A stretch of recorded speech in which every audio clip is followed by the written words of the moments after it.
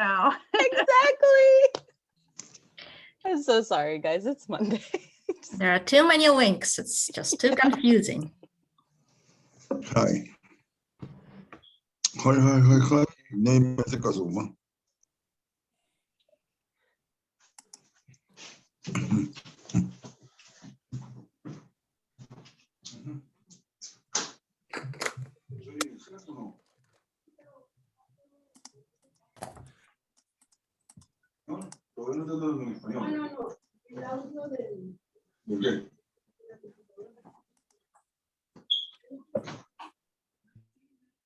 Those of you who are joining us, welcome. We're going to go ahead and start in just a couple of moments. We're going to let the rest of the CSC members to log in. And we're going to display the slide, our regular slide, how to rename yourself. Thank you very much. And some information for our Spanish-speaking participants, how to join translation lines.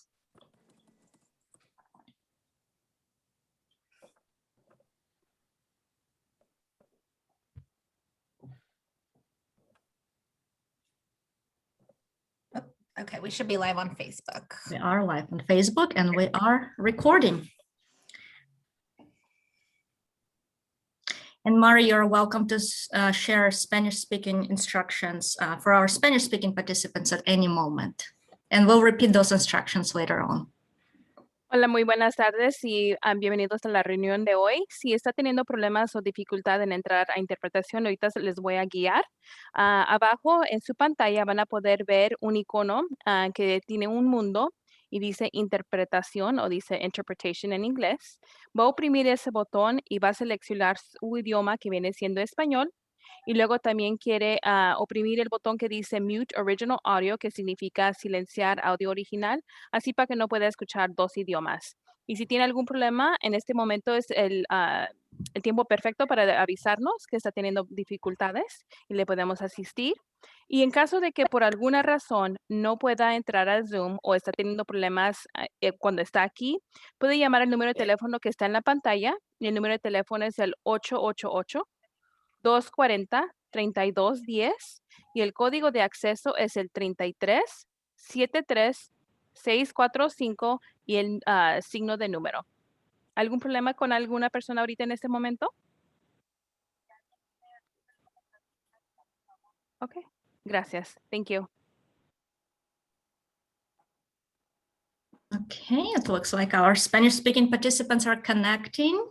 And you can see instructions on the screen. You can participate in the Spanish-speaking channel via two ways. One of the ways is to connect via Zoom with your interpretation globe sign on the bottom of your screen. When you click on that, you can see two channels, English and Spanish. And there's also a phone line to call in to hear live Spanish translation of this meeting.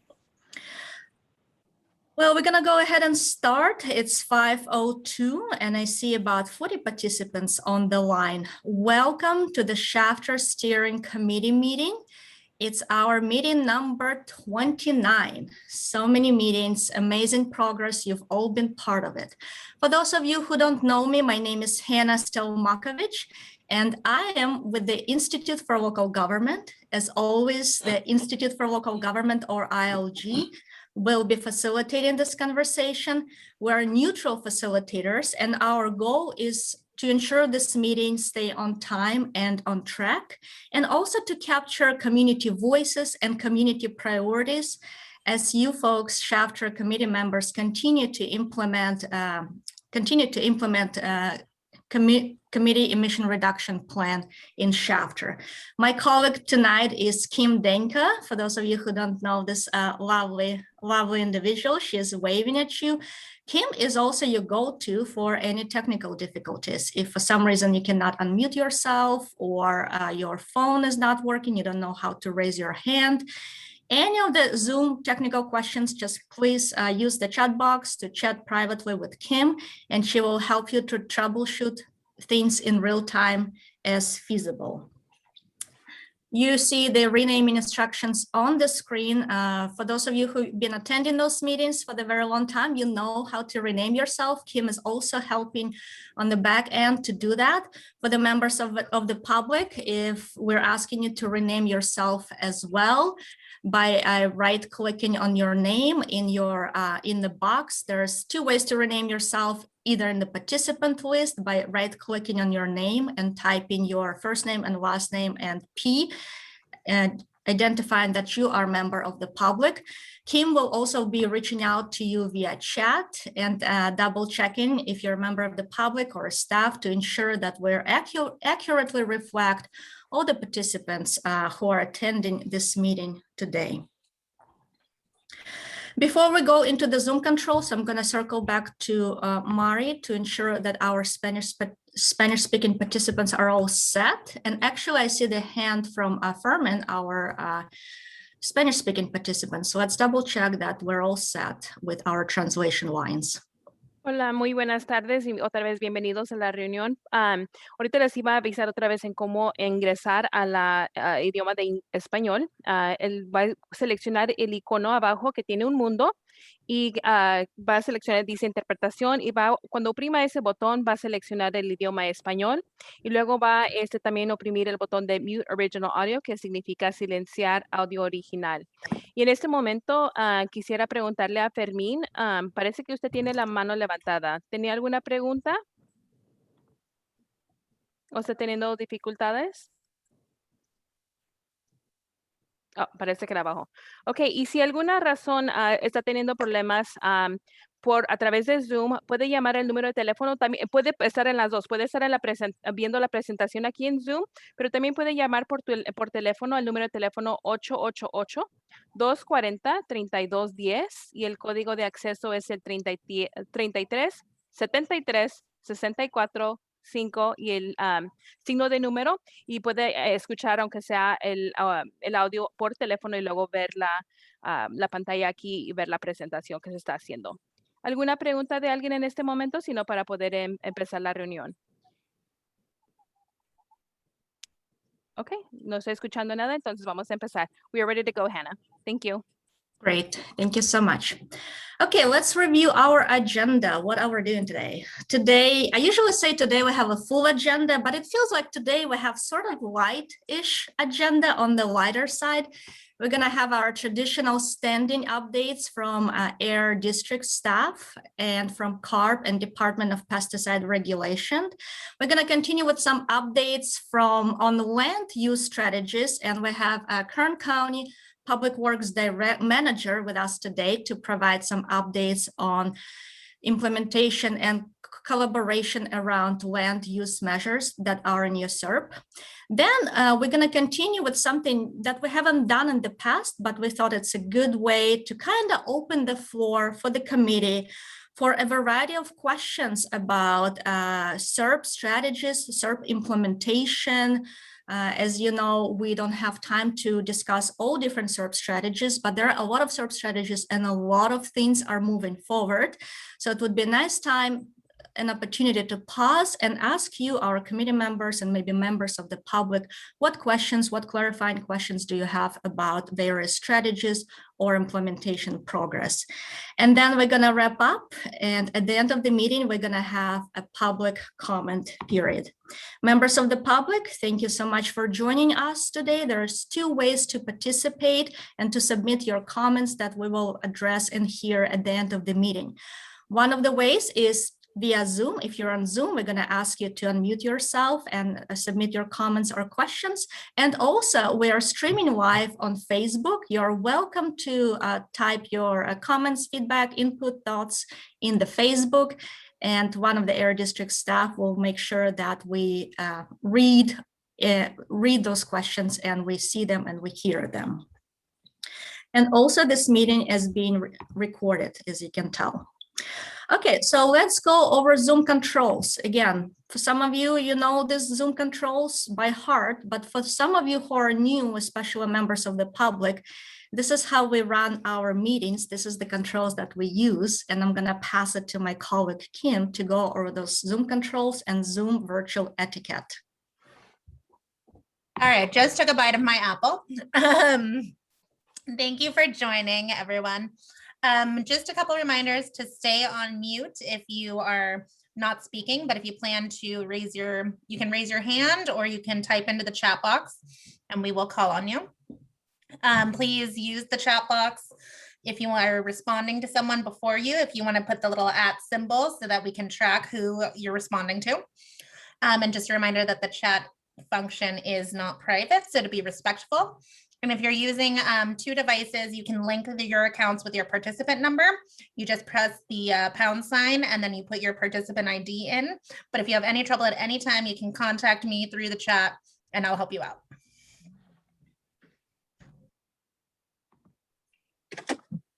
Great. Thank you, Kim. And before I pass it to Ryan and our community co-host, John Gwen, I just want to take a moment and reflect on the fact that this is March. So what does it mean? Well, there's 2 things are happening in March. First one is we're celebrating International Women's Day today, and we're celebrating in America Women's History March. And International Women's Day, depending which country you are in, but in America, it's all about accomplishments of women who paved their ways to what women of today can do and women of the future can do. And if you're in Ukraine, Women's Day is all about receiving flowers and candy from your male friends, male colleagues, and they usually cook you dinner. Your husbands, that's one of the days they cook you dinner. So also a wonderful, wonderful International Women's Day. Happy International Women's Day. And another kind of milestone we are observing in March, it's been a year since most of us went shelter in place. It's been a year since we started transitioning to virtual and online meetings. And I just want to give a shout out to this committee, to this amazing group of people, to Air District staff and CARB staff. We were all together in this process. We were all learning, we're all adapting and adjusting how to conduct those virtual meetings on Zoom. We were all learning technologies, figuring out translation, and it feels like we were troubleshooting translation every single meeting, but we're getting there. And I just want to say thank you for being patient with the technology with us. Thank you for learning with us, and thank you for being a great group of people who pivot and got together and continued doing very important work of implementing your SERP in your community. COVID did not stop you. You've done amazing progress over the past year. Congratulations. Okay, those are my thoughts, and I'm gonna pass it to Ryan, who then is gonna pass it to our community co-host, John. And that's why she's the professional at this. Hannah, great introduction tonight's meeting and the historical context and the importance of all the work that we've been able to accomplish as we transitioned into the virtual environment, and still moving forward with the many measures that consist of the community emission reduction program. I was going to recognize International Women's Day and all the accomplishment of women worldwide and their importance. And you know that was going to sum up what I was going to say. So I appreciate Hannah doing a much better job than me. And at this point, I will turn it over to our wonderful co-host, Mr. John Gwynn, for an introduction. Thank you, Ryan. Thank you, Hannah. I welcome everyone to the meeting tonight. Look forward to hearing the updates, and I especially look forward to hearing the work that's being done between the county and the city of Shafter, planning cooperation. Yeah, I thought what I would do really quickly is just very quickly share a little bit of my story, and I won't bore you, hopefully. So I'll be very, very fast. Because I think it relates to what's going on here, and as well as many things that are going on in Shafter. I grew up in Lost Hills. I graduated from the 8th grade in 1966. I went to, there were 7 people in my 8th grade class. For those of you who may know a little bit about Lost Hills, it's changed since then. But I went to Wasco High School. I married my high school sweetheart. We got married when we were 19. We've actually been together since we were 14. And so I have a real appreciation for women, in particular her. She's the light of my life, the whole reason for being mostly. Well, not mostly, she is. And it was all God's providence because I didn't know what I was doing when I was 19. So it sort of came together that way. And I worked for the city of Shafter for 31 years. I've lived in Shafter for 38 years. I was the city manager for the city of Shafter for 17 years. And during that 30 plus year career in Shafter, I did a few things before we came to Shafter, but spent a lot of time and effort studying all of the small farming communities in the Central Valley, whether it is Kerman, Avenal, Selma, Kingsburg, Fowler, Delano, Wasco, Arvin, McFarland. All of the small farming communities in the valley were sort of the thing that I spent a lot of time thinking about, as well as Shafter. And there are obviously a lot of challenges with small communities, and some communities have done better than others. I love Shafter. And it's not just because I was the city manager. Now, after I retired, I had an opportunity to go to work for the Wonderful Company. For those of you who are familiar with the Wonderful Company. And the reason that I did, I intended to retire, but the reason I didn't was because of who the Wonderful Company is. Wonderful Company walks the walk and the talk when they talk about the things that they give back to the community, whether it's education. If you live in Delano or Lost Hills or any of the communities where they have a large presence, they put a tremendous amount of resource into education. And we're building a vocational training center in Shafter right now today. It's a state-of-the-art facility. And they touch all areas and levels of education in order to help people help themselves. The Wonderful Company was one of the first or actually I believe it was the first agricultural company that went to a $15 an hour minimum wage. If you work there, you have medical insurance, you have doctors at the workplace.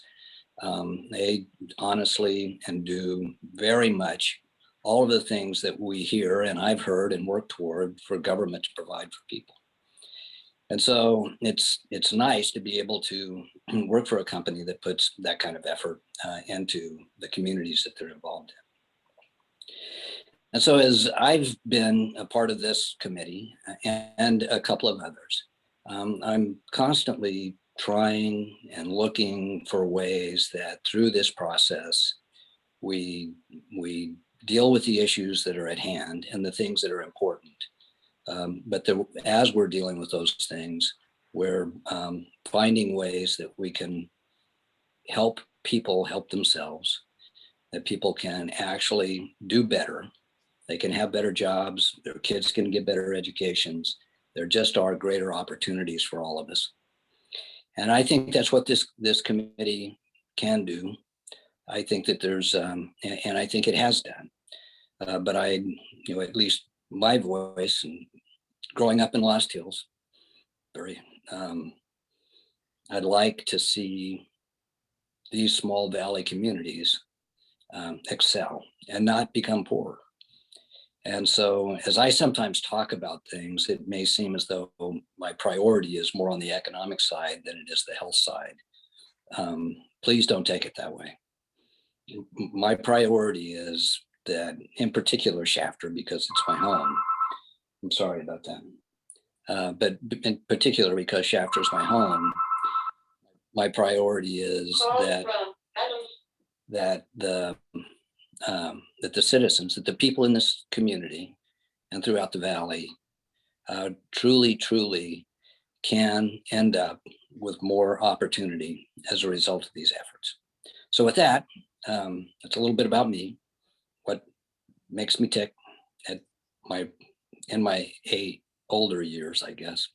And I look forward to working with everybody throughout this process.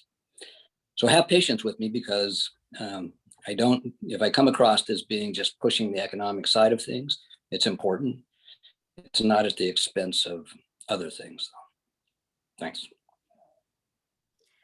Thank you. Thank you, John, for, I guess, opening up and sharing a little bit about yourself and why you're on this committee, what's driving you. I think no matter where we live, in Shafter or Sacramento, or any community, we all have our priorities for the communities to be healthier, for the communities to excel, to have better jobs, to have better educations. We can definitely relate to all that. Thank you for being our co-host, and thank you for sharing. Okay, I'm gonna move us along. We're gonna go to our standing updates where we hear updates from various agencies. Today, we're hearing from Air District staff on Community Air Monitoring Plan update, followed by School Filtration and Bus Subcommittee update. And I believe Todd will also provide some updates on SERP project plans that the Air District has submitted to CARB. And after those updates, we're gonna hear from DPR, Department of Pesticide Regulation, and CARB. With that, I'm gonna pass it to, is it Chai? Yes. Chai today? Chai, hello, good evening. Thank you, Anna, and good evening to everybody. Good to see you all. I have a few brief updates for you all. You may have already received an email on this, but just wanted to let you know that we do have we completed the installation of 3 air monitoring sites. That's one is at Golden Oak. That's right behind the portables next to the street. One is at Sequoia. That's nearby the DPR existing monitor there. And then we also have the air monitoring trailer installed at the Shafter Farm Labor Center over there. So there's been a lot of work for quite some time, and finally got it all up and running. So we're pretty excited to have it up, and it's actually available on our website. And so whenever you have some time, you can go in there and look at the readings. In addition to that, we also completed the 3rd quarterly report for the 2020. So whenever you have some time, that's also on our website. You can take a look at it. It's basically a summary of what's happened during that quarter. And it's also been translated to Spanish as well. So there's both English and Spanish versions on the web. And one update that I wanted to follow up on was a while back, Gustavo had some questions on January 27th. There was a very high PM10 reading, and he wanted to see if we had some speciation data to see what's going on during that time period. And I think, looks like Gus might be here. I think I see his name in here, but I'm not sure if he's on there or not. But anyways, I can show you, let me just share a quick screen here on what we're seeing. So the VOC data, we don't have it back from the lab yet. So once we get that, I'll provide the update to the steering committee. But for now, we do have the PM25 speciation data. So I just wanted to quickly share that so that you can see what we found. Let's see.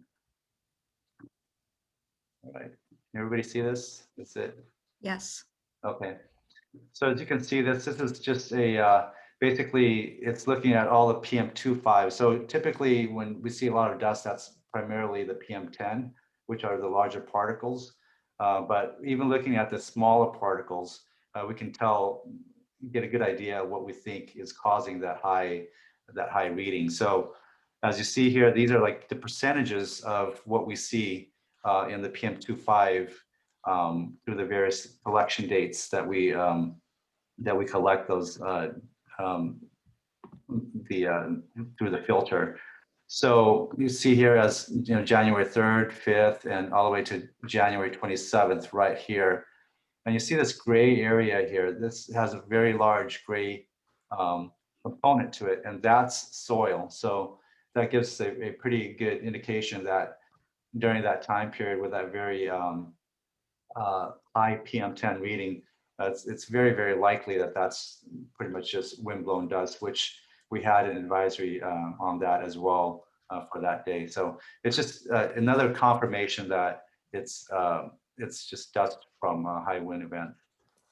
And when we do get the VOC speciation readings, we'll bring it back and share it with the the steering committee. So that concludes my update, and I'd be happy to answer any questions you may have. Great. Thank you so much, Chai. The first question is in the chat, and probably let's answer it verbally for the benefit of the entire group. What is OC? So OC is organic carbon. So we get things, even from burning and things like that. Well, those are considered the organic carbon portion. Great. Thank you so much. And I see the phone number with ending 5528. So let's hear from that phone number and actually double check to see if it's a committee member or member of the public to make sure we didn't miss anyone. Is that Felipa and Raul? 5528, the phone number ending 5528. You are unmuted. Please introduce yourself.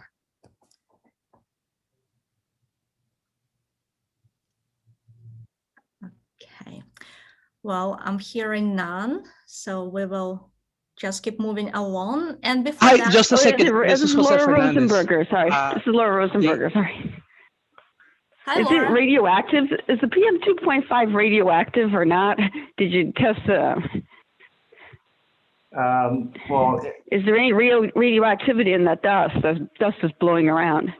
yeah, we don't do any radioactivity testing on the PM2.5. Great. Thank you for Any joining. minerals? Did you find any minerals in it? Yeah, there's actually, when we do the full-on speciation, as you can check through the quarterly reports, you'll see all the various components and even various minerals and all of that in there. Thanks, Laura. Thank you for joining. Thanks. And we would love it if you can stay with us until the end of the meeting so we can hear from you more during our public comment period. Any other questions or comments for Chai from CSC members or from our community co-host, John? Hannah, I'm going to go ahead and interrupt the meeting briefly. We are having some technical difficulties on the AT&T conference call, so I'm going to go ahead and verbalize it here so the interpreter can mention it to our listeners. We are having some technical difficulties and we need to have you guys press *6 to mute yourself. Just wanted to make sure that I verbalized it so she can interpret and we don't interrupt that. Okay, thank you. Okay, well, interrupt me at any moment because we want to make sure all CSC members have equal opportunity to participate via Zoom or the conference line or any other devices. Okay, I see no hands, no questions for Chai. We're gonna keep moving along and let's go to our school filtration and bus subcommittee updates. And I believe Jamie is gonna give us a quick update. No? I'll go ahead and jump in. Brian? Hi, Here, Brian. good evening, everyone. It's wonderful to see you all. I hope everyone is doing well. I'm going to go a little bit beyond school filtration and school bus this evening, but we're going to start with updates on school bus projects. We've had some really great discussions with Richland Unified School District over the last couple of months on this particular topic, and really just very happy with their engagement and the things they're doing to bring electric buses to the community.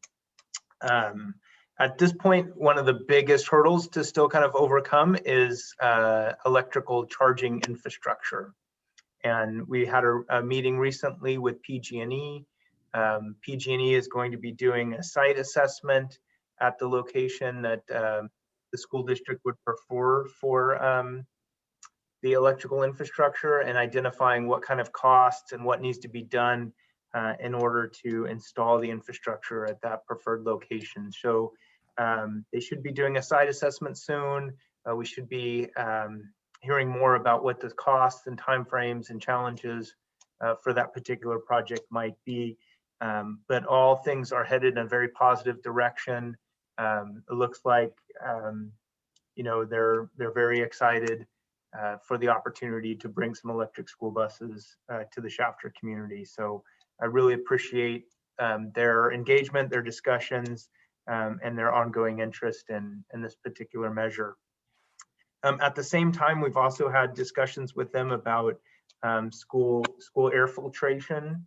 The schools within at least Richmond Unified really kind of operate currently at the highest rated filters that the system can tolerate. But they are looking into testing out, and that's a MERV 10 filter, just for the sake of information.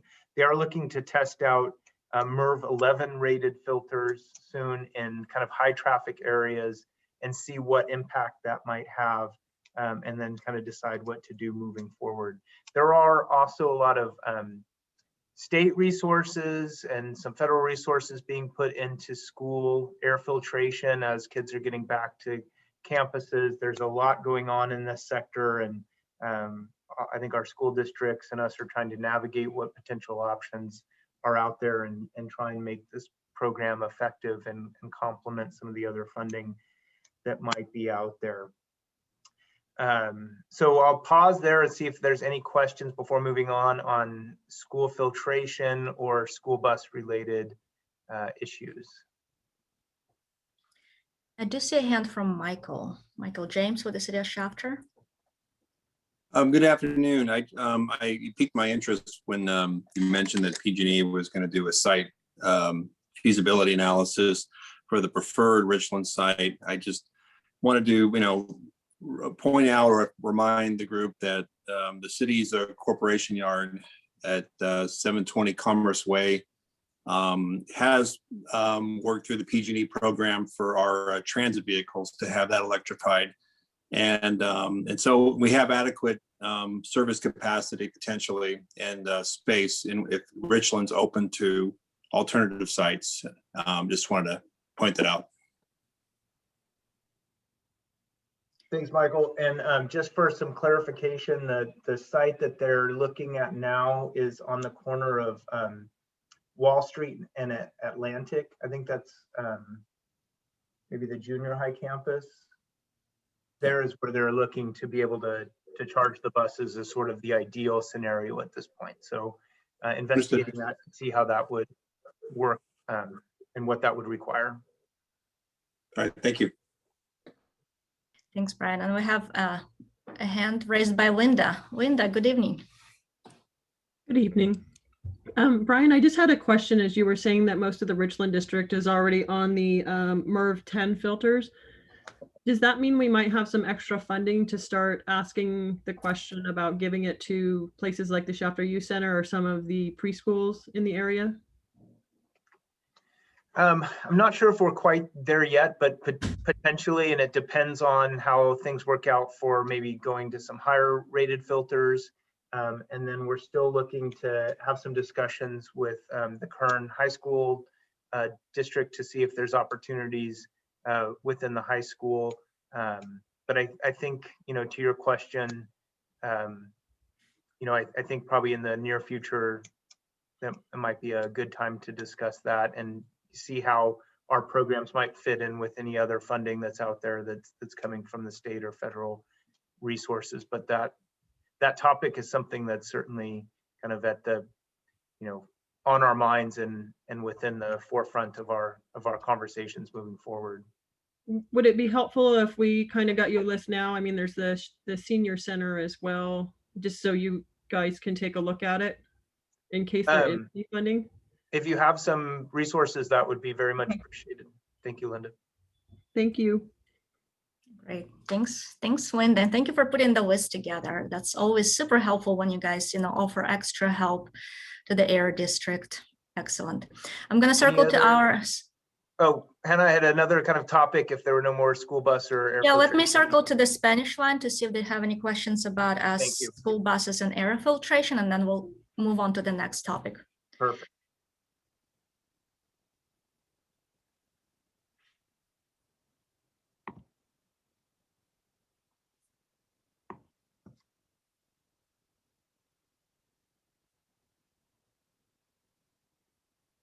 It doesn't sound like we have any on the conference call or here on the Zoom call.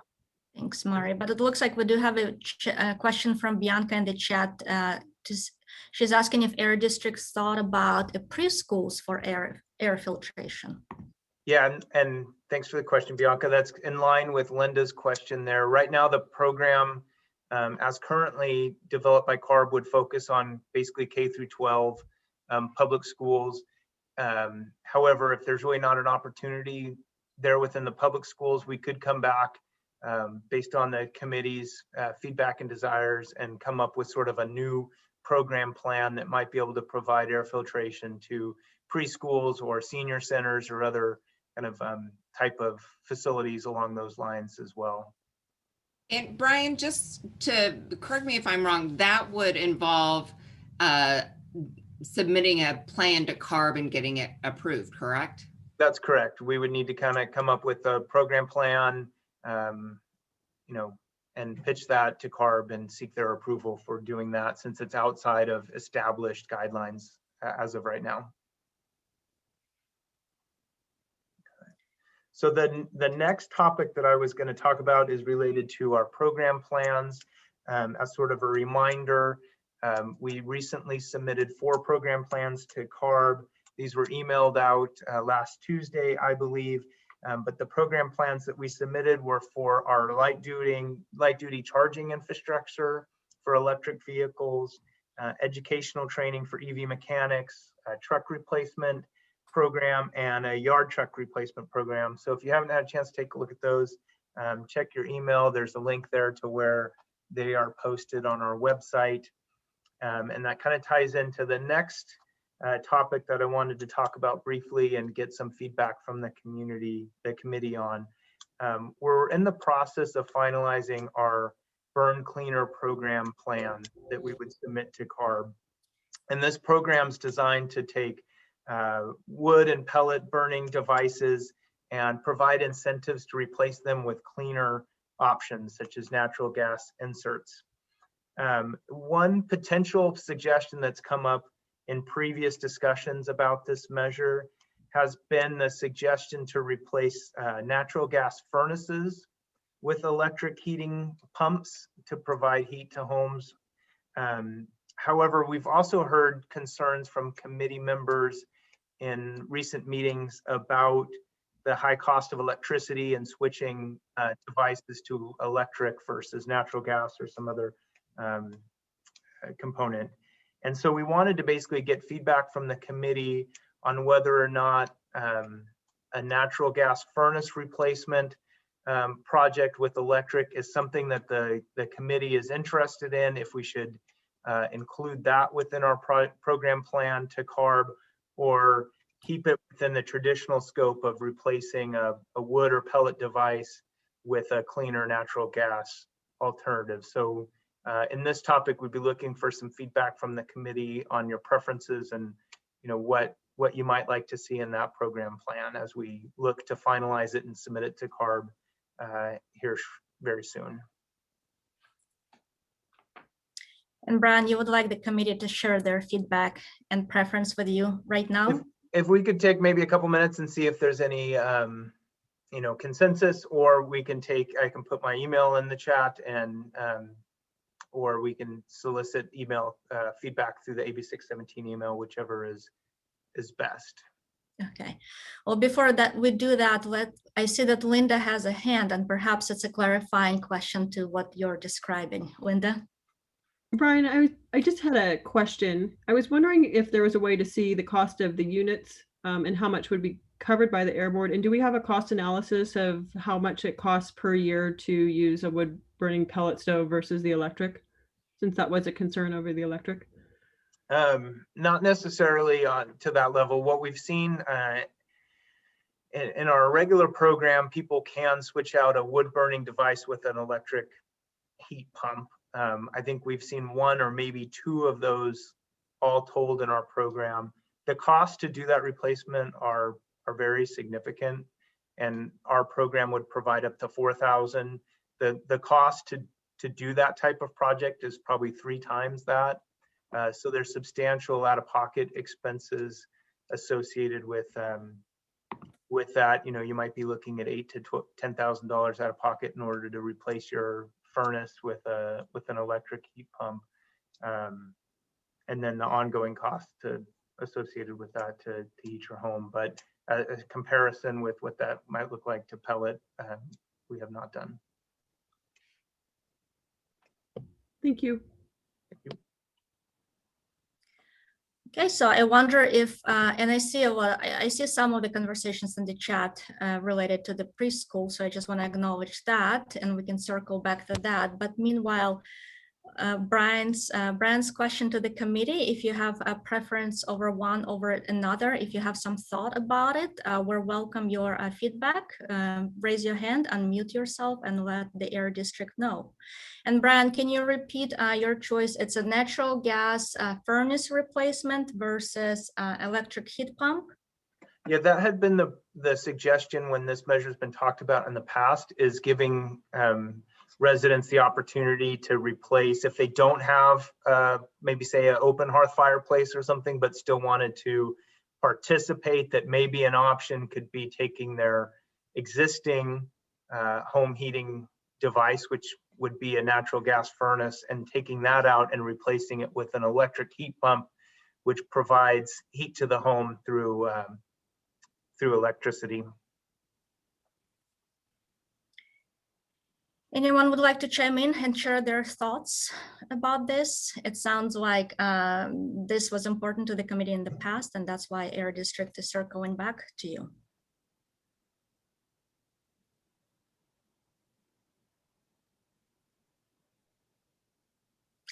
Okay, well, I see no one chiming in on that issue, which is fine. Brian, how committee can follow up, individual committee members can follow up with you on this issue as well, on their suggestions? Sure, I'll drop my email in the chat box. There was a question in the chat. Thanks, Linda. I'm reading the chat right now, and what the question you're referring to? It was one that Colby asked. Was that for the group? Okay. From Colby, curious if another Air District has submitted and gotten a program plan approved from CARB. Could they be applied in Air District without going back to CARB? Yeah, so I see a couple questions from Colby. There's also the emission reduction calculation. When you compare emission reductions from a wood or pellet device going to natural gas, they're pretty substantial. You can get a lot of emission reductions from that type of project. If you compare emission reductions to taking out a natural gas furnace and replacing it with electric device, it's fairly minimal. They're not nearly as cost effective in that case, since the natural gas furnaces are very clean when you compare that to a wood or pellet device.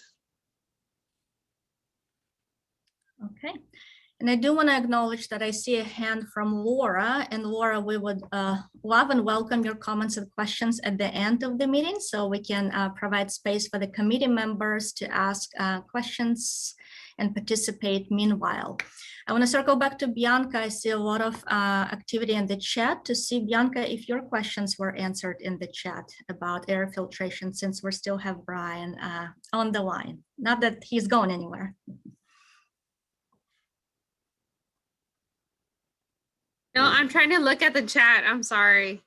It's okay. I know it's challenging because we have two conversations going on in the chat and in the main room verbal.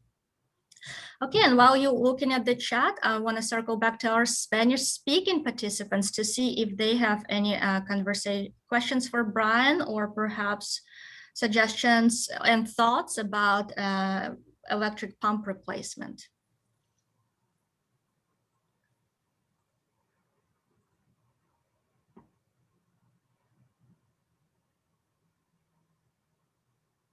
We do not have any comments. Okay. Excellent. All So right. Brian, Thank you all. Thank you. Brian dropped his email, and please email him if you have any thoughts on what he asked you after this meeting.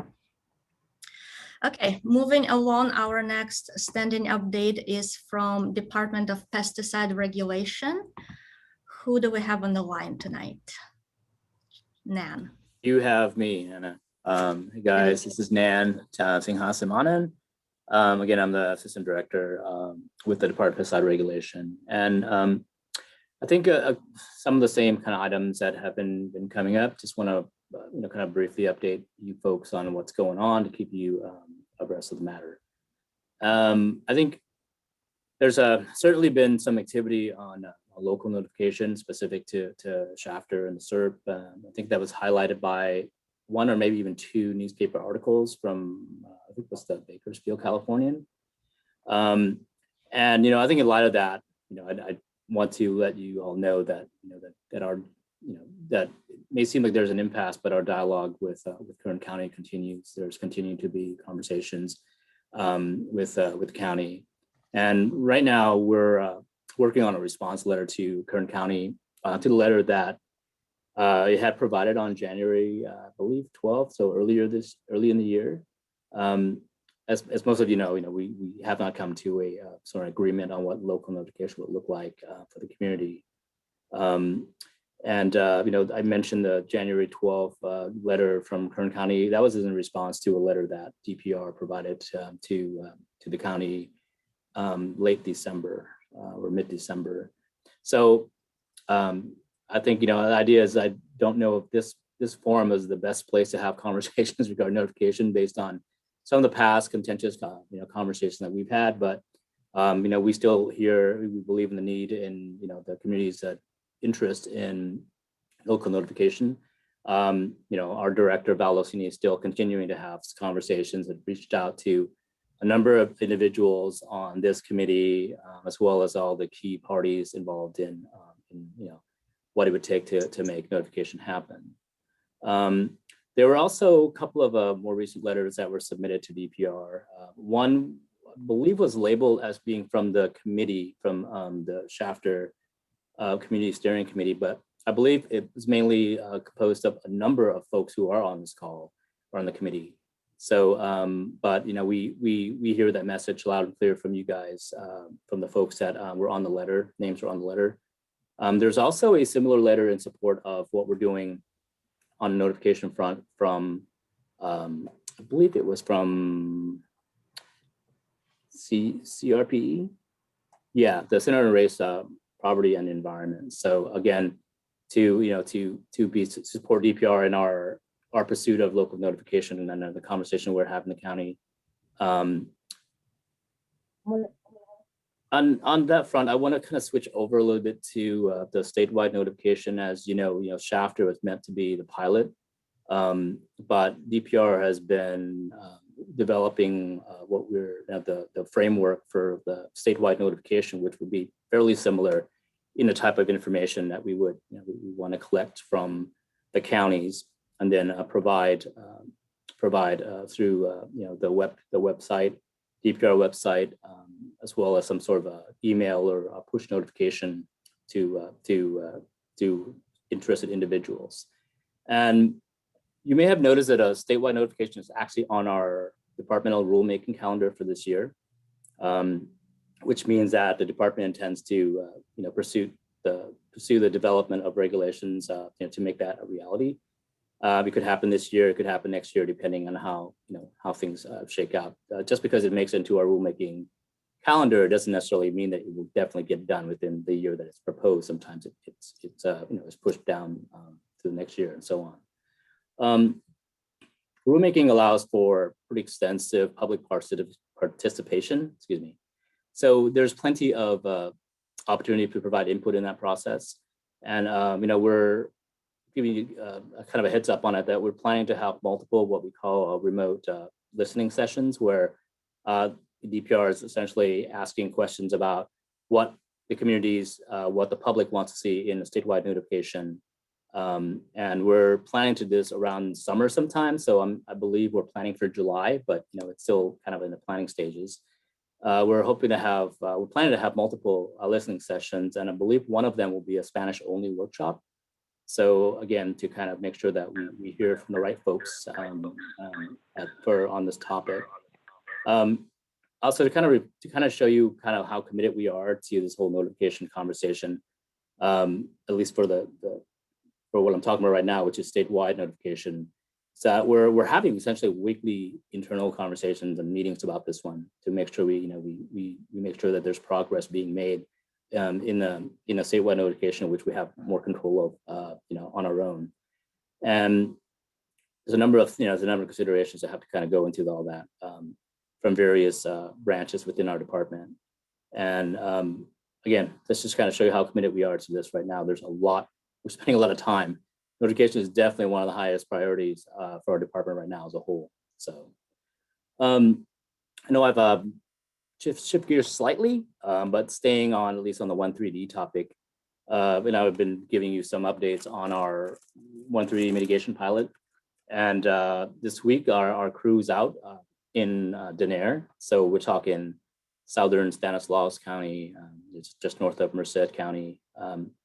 And they're doing a monitoring for an application on, I believe, a 5-acre field, looking at deeper injection methods. Again, this is one of the alternative methods that we're looking at to reduce the emissions from the fields.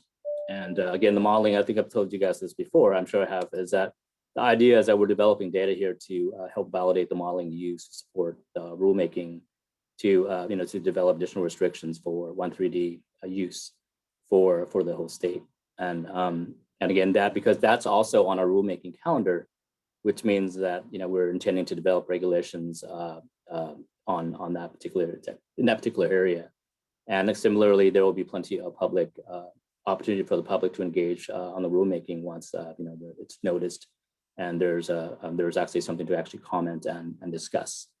So I think I'll just leave it at that. I could just kind of ramble on, but maybe there's more specific information from folks on the topics I just mentioned. And I hope I haven't been on mute the whole time. No, I would have flagged that. Okay, good. Thank you for providing that update. And I see a couple of hands. I don't know who was first, Bianca or Gustavo, but we'll go with Bianca because why not? Hi, Bianca. I'll let Gustavo go first this time. I usually go first. You usually go, okay. Gustavo. How's it going, everyone? Good afternoon. Gustavo Aguirre with Central California Environmental Justice Network here in Bakersfield, and a member of the steering committee in Shafter. Thank you for the overview, man. Really helpful, man. And I always appreciate it.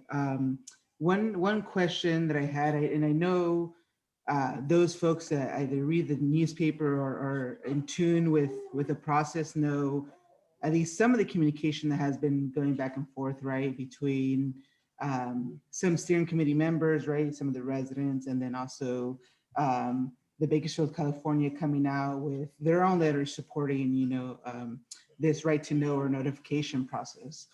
And with that, I think from the very, very beginning, this committee, was extremely invested in the one pesticide notification, right, because of the nexus between exposure and taking safety protocols. And initially, we had the Kern County office, Farm Bureau, or Ag Commissioner's office submit like this initial kind of steps to potentially roll out some kind of notification. But that was a while ago. Right. So one thing I see Glenn on here as well, and I'd love for you to share, Glenn, if possible, and also the state. Since that conversation and talking amongst ourselves and outside of this, like, what are the next feasible steps to actually create a pilot, right? Like not create an official lockdown notification system, but some kind of working, some kind of working notification system, right? At least a game plan saying, residents, we heard you loud and clear, very, very loud and clear. And this is a potentially, aside from the first initial plan from the county, this is something that might be able to satisfy all parties included, right? Not just one singular party. So I'm very interested in the sake of the conversation happening here, right, at our steering committee, rather than these conversations happening outside of this committee, right? So I definitely want to keep all conversations associated with that, internally here, obviously everyone included. But, I really want to hear, from the state and the county on kind of like where we go from here, right? Like, so I understand at the statewide policy level, this is a priority for the department, but also want to hear from the locals on like what the priority is. So instead of being forced to do this from a state level, what kind of precautions will be taken to try to like get anything off the ground, right? There's a commitment of some capital allocation for this. So I'm just really interested in seeing kind of like where we go from here with this. Gus, maybe this is really a lot of it's a question for Glenn, but I mean, I just kind of want to address what you had just mentioned near the end there, that you guys are potentially being forced to just work with the statewide notification, and I want to reiterate that just because we're actively working on, we being DPR working actively on the on statewide notification, it doesn't mean that we stopped pursuing, and trying to address the local notification. To me, that's why, there's still all these conversations going on between us and Kern County. And, it goes beyond just conversations between Glenn and our department, obviously. I mean, Val, it involves, I think it kind of ties in, the Cal EPA as well. It ties in, because a lot of these letters do go to Jared Blumenfeld. It also ties in to some of the advocacy groups that have been involved, and ties into the larger county ag commissioner system that all have a particular interest in how it's developing in Shafter. So again, not that one kind of stops the other train from moving along. They're both moving. It's just that I think the most productive, interaction that we've had with the county has been beyond some of the initial conversations that's been happening within this group. So, again, the idea is that we feel like the correspondences that we're having right now, because we kind of move toward more of the writing interaction with Kern County, that is still going on. We're developing a letter in response to the county right now, and that should be out soon. But I'll stop there because I think maybe a lot of the questions that you've asked, Gus, is really kind of pointed toward the county. Thanks, Gus. I see a thumb up, and I hear you, and I hear this committee where you guys prioritize for the concrete steps. Things are moving along. There are dialogues in place, and DPR. Correct me if I'm wrong, you guys indicate that this issue is priority. Perhaps it's not moving as fast as this committee wishes for, but it's moving along. Bianca, you had your hand up earlier. And actually I do see Glenn's hand up, and Bianca, if you don't mind, we'll circle back to Glenn. Perhaps he has some responses to earlier questions from Gustavo. Glenn, good evening. Hi. So I think Nan hit on the main point. From my perspective, I think the best way to move forward here is what we're involved with now, which is discussions about the statewide notification. But that being said, I'm still willing to hear suggestions about how we develop some kind of workable notification for Shafter. And Glenn, to clarify, when you say suggestions, is that from the committee members, from the air district, from DPR? Can you clarify on that? What suggestions? Sure, all of the stakeholders. Okay. So what I'm hearing, Glenn is open to suggestions. Okay, Bianca, you had your hand up earlier. Yes. My question was because I wanted to kind of go back to I'm sorry, I'm really bad with names. It's okay. From DPR. From Nan. Yeah. Nan. I'm sorry, Nan. Yeah. I'm so sorry. I'm giving you my easy name. I can give you my real name. It's really hard to say. So I'm no sorry, problem. Nan. But my question is because the letter that we send out from CRPE was in regards to the whole dynamics that has had happened through the letters that DPR and then Glenn responds back to DPR.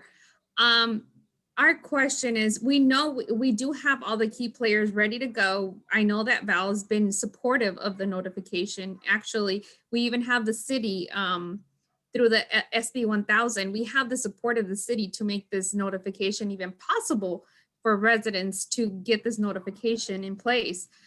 So at this point, we're just looking at Glenn and he's responding. So I'm actually thankful at this point that he's responding, saying that he's willing to come forward and see what we're wanting and what we're working. And actually Val's letter that was sent out to Glenn at the beginning in December was only for pesticides, restricted material pesticides, air toxic contaminants that we were requesting, which is not a lot compared to the amount of restricted materials that are applied in the Shafter 7-mile radius. Right. So at this question is, Glenn, are you open to what Val sent forward in December? Because that's essentially what we're looking at as a notification. And if not, what is your, or where are you sitting at this moment? Because actually the key player, the one that's holding the notice of intent is Glenn, not DPR. So we're looking at Glenn at the moment. And I know that DPR has been very resourceful and very supportive of this notification. So I'm, I mean, I think it's clear in my response to DPR, I'm not in favor of what they proposed.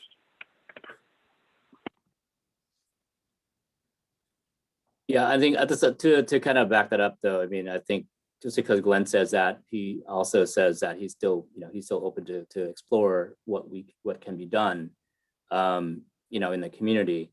It may not be exactly what we had proposed, but I really, again, I give I think kudos to Glenn for at least trying to say that the conversation can still continue. We're not going to stop talking to the community or to DPR about this, and I think that's a plus. So if Glenn's response of not wanting to cooperate and wanting to do what Val is suggesting as a notification, what would be DPR's next move? Do you know, Nan, or we could talk offline after that? Well, yeah, I can't. I mean, I think we'll have a better picture of that of a response after we complete the letter that we're sending to Glenn. Because now, again, because we started letter writing, sort of, I guess, not campaign, but we started letter writing on this topic. It's best now to kind of keep it to go back and forth on this documentation of what we're proposing, what they're saying, they being the county in this case, how they feel, and what they think could work. So I can't really. I don't think we can explore that right now in this meeting. I think it's better once the letter comes out, and then we can, in the open, discuss it among everybody here. Okay. Yeah. And but I'm glad Glenn is responding, and he's actually responding to questions on the meeting, and I think Gustavo just acknowledged that he appreciated that on the chat. So Yes, thank you, Nan. Bianca, it looks like you have a follow-up question. Yes, I do have one for the T-Loan one. Yeah, okay, from the Spanish-speaking participants? Or can I do, go ahead. Can I do the T-Loan, or I'll leave it for the Spanish interpretation if they have. I'm here all night, so. Okay, well, let's circle back to see if Spanish-speaking participants have any questions, thoughts, or none.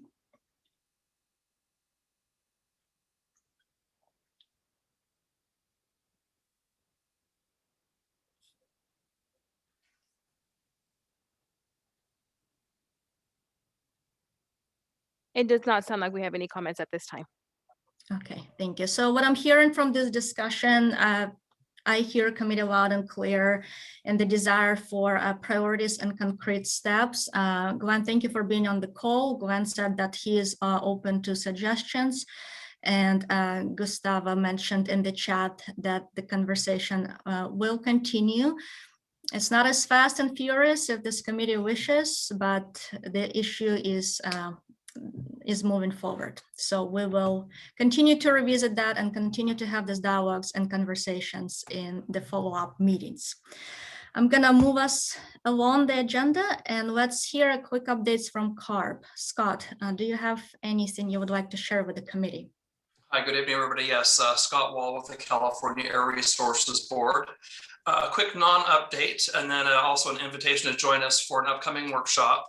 The folks in our locomotive group did commit to speak with the rail groups about some specific community concerns that were expressed to us in Shafter in a private meeting. And I just wanted to let you know that the private meeting has not yet happened. We do believe that it's getting closer as we are moving our locomotive regulation forward. And so on that note, I will put in chat basically a save the date for a locomotive regulation workshop where you can learn a little bit more about what we're looking at doing as it relates to regulating the locomotives, and also for you to kind of give us your input on what our thoughts are on what that regulation might look like. So I will put in the chat links to the save the dates both in English and Spanish. And unless there's any questions, that's all I have. Great. Quick questions for Scott? Lauren, I do see your hand. I want to acknowledge your hand and just welcome your comments and questions. At the end of the meeting, I would love to prioritize our committee members. Okay, I see no questions. Any questions from the Spanish line?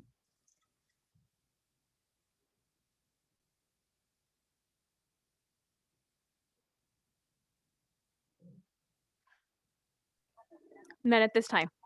Thanks, Maricela. Before we wrap up standing updates, I just want to acknowledge two things. There's a couple more questions in the chat. Michelle is asking for the copy of the letter. So if anyone has a link to that letter, please share that in the chat. Wanted to circle back with Bianca to make sure her questions about earlier questions about air filtration were answered in the chat. Bianca let us know, and looks like Colby's questions were answered as well. And if not, Air District staff, can you double check that questions or are answered in the chat? And circling back to our community co-host, John, any final thoughts on this agenda item before we move on to the updates on land use strategies? No, not for me. I am curious if Jamie's in the Antarctic or if she's not just, maybe Dallas a couple of weeks ago. I'm in a cold house and I refuse to turn the heat up too much. And I'm in the coldest room in the cold house. Okay. I knew there was a reason. Thanks, John. Yeah, I knew there was a reason. Jamie, your hat is distracting. I was wondering about that too. John, you were Well, the hat looks good. I wasn't sure about the vest. I thought, oh my goodness. Okay, moving along the agenda, and our next agenda item is an update on land use strategies, and we have Yolanda Alcantar with the Kern County Public Works, and she's a manager there. So conversations and collaborations is part of your SERP implementation, and the conversation with the Kern County around land use measures, around pesticides regulations. This is all part of the SERP implementation. It's not easy, it's not rapid, but this committee is slowly moving along and making progress, which is good. So what are the land use measures? For those of you who don't remember and have to Google that, land use measures is a set of measures from your SERP that include supporting projects around vehicles miles travel reduction, providing projects for the bike lane constructions, sidewalks improvement, expanding and improving street sweeping in the community. And we call those land use measures because even though they are a new SERP, the air district can't really go ahead and just build the sidewalks. They have to work together with the county and with the city, who have authority and jurisdictions to implement those measures. And this is just a quick reminder of what do we mean when we say land use measures. And with that, I'm gonna pass it to Yolanda, who is gonna share with us updates regarding their efforts and how they're working with this committee and with the city of Shafter to support implementation of these measures. All right, thank you, Hannah. Are you ready for me to share my screen? We are ready. Share away. Okay, let's see. There we go. All right, well, let me share. Are you seeing my name, Yolanda Alcantara? They're up front. Yes. Okay, just making sure. Okay, so good evening, everyone. I head the Advanced Planning Division in the Engineering Department of Kern County Public Works. And my division applies for grant funds and conducts environmental reviews. And thank you for the invitation to speak tonight about sidewalk infrastructure. And very quickly for the Spanish speakers, I'm going to do a quick introduction in Spanish. Buenas noches, mi nombre es Yolanda Alcántar y dirijo la División de Planificación Avanzada en el Departamento de Ingeniería, encargado de solicitar fondos de subvención y estudios ambientales. Aunque daré esta presentación en inglés, quiero que todos sepan que hablo español y estoy aquí para servirles. No dudo en llamarme para hablar sobre las necesidades de su comunidad. Okay, I just wanted to let them know that I spoke Spanish and that they can call me. So let's see. So Public Works, our mission is to provide services that protect and enhance the lives of the people of Kern County. And we're divided up into three kind of sections. We have building and development, we have waste and recycling, and then in the transportation area, we have roads, and that's what I'm going to speak to you about today. And so we have 3,300 miles of roads in Kern County, and that includes 144 bridges.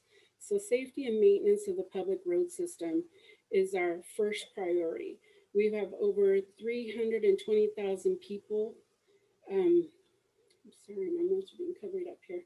In the unincorporated areas of Kern County, and that includes 48 communities, all of whom depend on roads to get to work, to school, for emergency services, and so on. So the challenge is that we have to focus limited resources to provide the greatest benefit for the most people. And minor repairs to the road can cost $50,000 per mile, and major reconstruction can be up to $1 million per mile. So it's in our best interest and the best use of public funds to keep on top of maintenance, because our funds go further, 20 times further, if we keep the roads in good condition. And with 3,300 miles, that's very important. We have dedicated staff that is constantly working. We worked throughout this pandemic because we're considered essential workers. In extreme flood events, we have to send staff to close roads. We had to plow heavy snow areas. And there was even a train derailment last year with hazardous chemicals, which we had to go quickly figure out rerouting and close off those roads. So we're working all year round in addition for those emergency situations, in addition to the 20 to 30 projects that we have underway every year. We're working hard to keep our roads safe. And just a little bit about the county road network.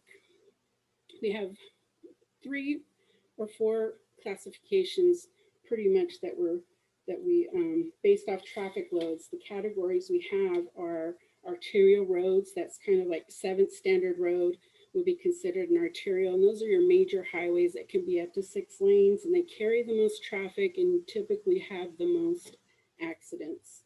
And then you have collector roads like Orange Street in Los Angeles, and they can be up to 4 lanes. In the community of Shafter, those are only 2 lanes. And then local roads are your residential roads in your neighborhoods where it's 2 lanes. So I just wanted, and then also we have dirt roads. So we have 3,300 miles of all these various roads that we have to maintain.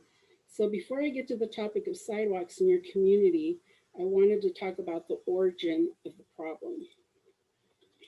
See, before 1974, property owners were not required to improve their roads. And it was up to the property owner to decide if they wanted to pay for the sidewalks or the streetlights. So as a way to save money, they could decide whether or not they wanted to do these improvements. And that's what's sort of contributed to the substandard conditions that we see today in older housing stock. When roads were approved prior to 1974, it was very common for them to be only 40 feet of right-of-way that was given. And so that only accounted for the paved roadway and an 8-foot shoulder, because this combined is 40 feet of right-of-way. So the existing California law, which requires local governments to regulate land division and create standards for development, is the Subdivision Map Act. And that requires road right-of-way. And this is a space allocated for public use. All property owners own half of the road starting from this yellow center line, which typically consists of the 12-foot road, the 8-foot shoulder, which can also be the parking area, and then an additional 10 feet for the sidewalk, curb, and gutter. And this is provided via an easement over your property. 30 feet is what everybody owns to the center line. And so property owners are responsible to improve their own property. However, if an easement is granted to the county and everything within that easement meets county standards, then the county will take over responsibility of this maintenance. So again, this is what road right-of-way looks like. We need 60 feet in order to properly develop the roads to accommodate sidewalks. And the county will maintain them once they meet standards and the Board of Supervisors approves them into the road system. So when the SERP, at the beginning of this cycle, or when the SERP was first being strategized, I provided this cost estimate to the Air District, specifically for sidewalks back in 2019. And at that time, I thought the estimate was over $17 million to improve Mexican colonies, Smith's Corner, Cherokee Strip, and Thomas Lane. And so the common question is, why does it cost so much? And that's what I wanted to talk about today. It has to do with the storm drain system. When we change the flow of existing drainage patterns, the water will be redirected somewhere, usually resulting in a negative impact to adjacent properties outside of the project. So we have to account for it in every project. And a drainage system consists of, as you can see here, curbs and gutters that direct the water to drainage inlets that allow water to enter into the storm drain system, storm drain lines that direct the water to the sump, and then the drainage sump collects the water. So the first part of a drainage system is the drainage sump. We have to look for available property that's large enough to serve the entire neighborhood. And it has to be within the area, and there has to be a willing seller. And then there's still the additional cost of excavating the sump and finding a location to take all that dirt. So that's the first challenge when a new drainage system is needed. And then secondly, for the storm drain lines, there's a significant amount of excavation also, where we demo out the road to install a portion of the road, I should say, not the whole thing, to install the storm drain system, and then we had to rebuild the road. And then the curbs and gutters, this is also within the public easement that requires the 60 feet. A lot of times at this level, a lot of fences and trees and vegetation have to be removed, and relocation of utilities, which also significantly increase the cost. So I wanted to go over the typical infrastructure costs, and it has to do with all the state and federal requirements. When we use federal funds, it's not just the construction that you're looking here, it's environmental clearance that we have to pay staff. We have licensed engineers, licensed surveyors. 50 people can touch a project through its lifespan, and it can take 2 to 3 years to construct. And so bike lanes, based off other projects that have happened, can cost up to $500,000 a mile. And sidewalks, when you have drainage facilities in place, can run about $1 million a mile. And that's when you have the sump and the storm drain already in. If there are no drainage facilities, it's running about $2.5 million a mile. And paving a dirt road that needs everything within the complete right of way is running us about $4 million a mile right now. So now that you know the estimated costs, I wanted to go back to the 4 Shafter neighborhoods. It was brought to my attention that I scoped Mexican Colony incorrectly. As you can see here, I had an estimate of 3.2 million. That was incorrect.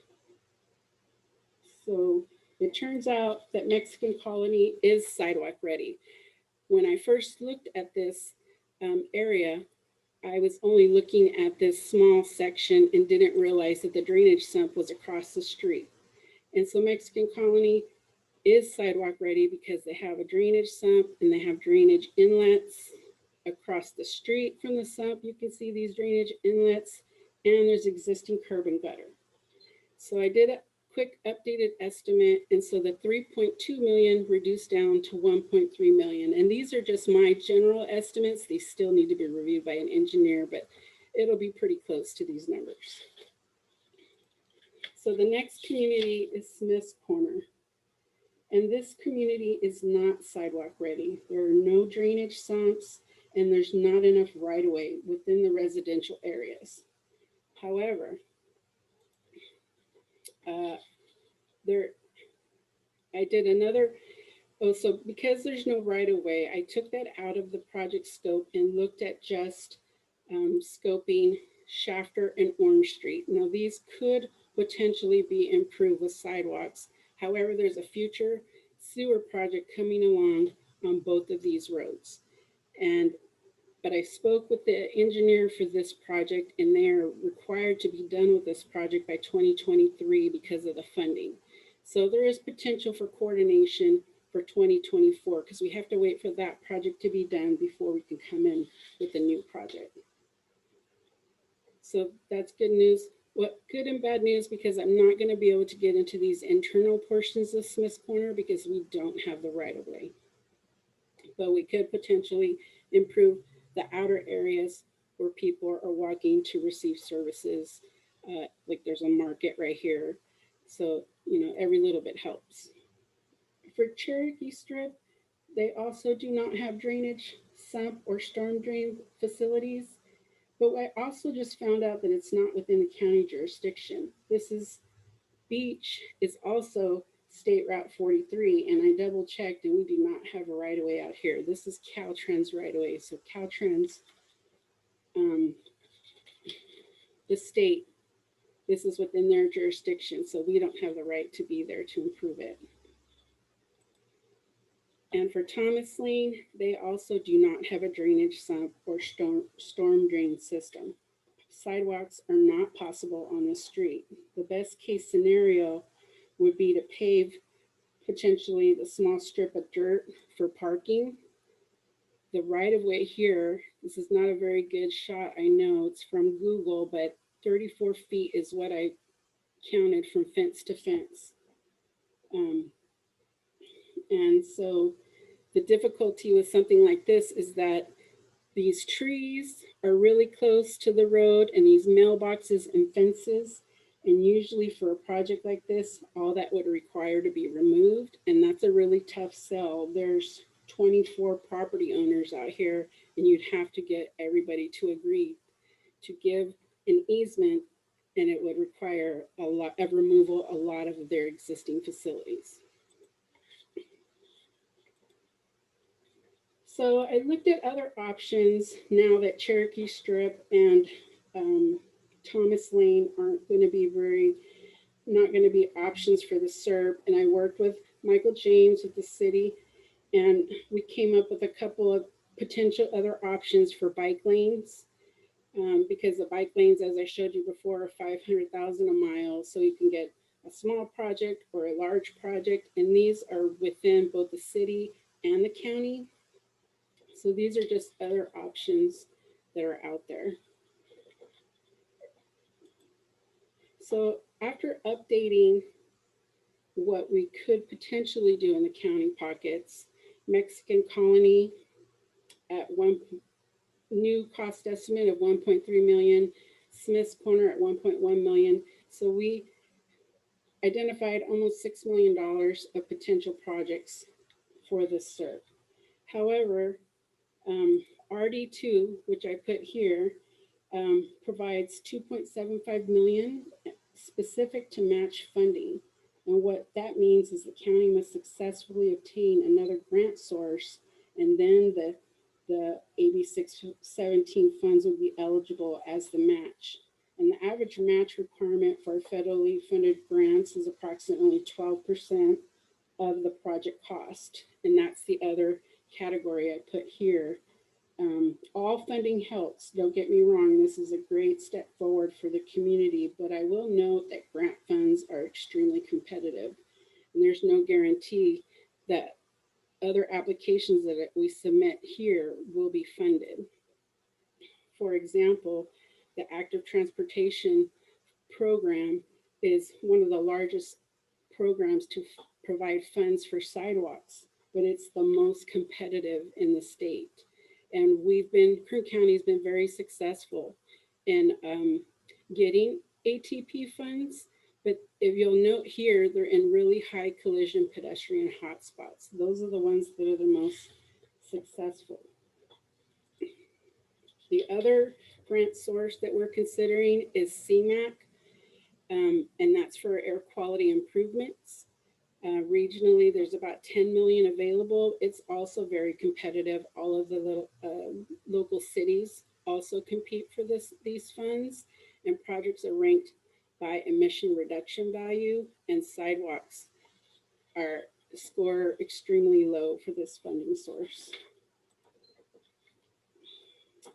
So I know this is a little bit more than you expected to hear, to just simply construct a sidewalk, but I think it's important that residents understand the many challenges and factors we have for just one project. So we ask for your patience as we try to scope as many improvements as possible. I wanted to assure everyone that we are committed to working with the Air District and the city to get the best possible project program within the funding parameters. And here is my contact information again, along with Alexa Kolaski, who is Planner 3 in my division, and we're here to help. I want to thank the committee for this opportunity. And that's my presentation.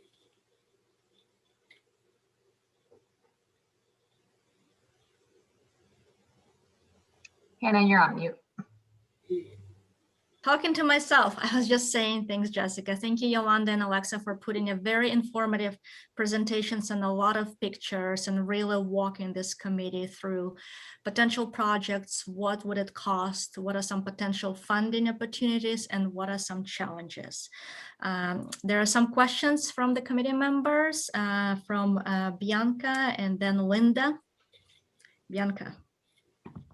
Yes. Yes, I do have a question for Yolanda.